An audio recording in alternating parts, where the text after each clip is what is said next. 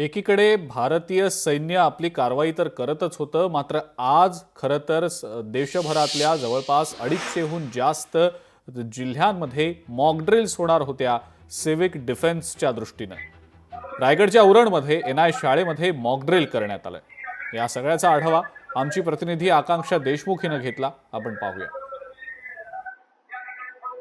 उरणमध्ये देखील एनआय शाळेमध्ये मॉकड्रिलचं आयोजन करण्यात आलेलं आहे. तुम्ही पाहू शकता की या ठिकाणी सगळे यंत्रणा, प्रशासकीय यंत्रणा या ठिकाणी उपस्थित आहेत. अँब्युलन्स असतील, पोलीस कर्मचारी असतील, या ठिकाणी उपस्थित पाहायला मिळत आहेत.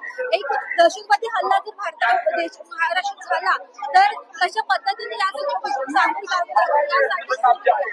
मॉकड्रिलचं आयोजन सध्या पार पडलेलं आपल्याला पाहायला मिळत आहे. सर्वच प्रशासकीय यंत्रणा या ठिकाणी उपस्थित आहेत. त्यासोबत अँब्युलन्स असतील, पोलीस यंत्रणा असतील, सर्वच ठिकाणी उरणमधील एनआय शाळेमध्ये या मॉकड्रिलचं आयोजन करण्यात आलेलं होतं आणि या ठिकाणी जे विद्यार्थी होते त्यांच्या मदतीने हे मॉकड्रिल आयोजित करण्यात आलेलं होतं. त्यामुळे नागरिकांनी कोणत्याही परिस्थितीमध्ये कशा पद्धतीने सामोरं जायला पाहिजे किंवा घाबरण्याचं कारण नसल्याचं या ठिकाणी प्रशासकीय यंत्रणांकडून सांगण्यात आलेलं आहे.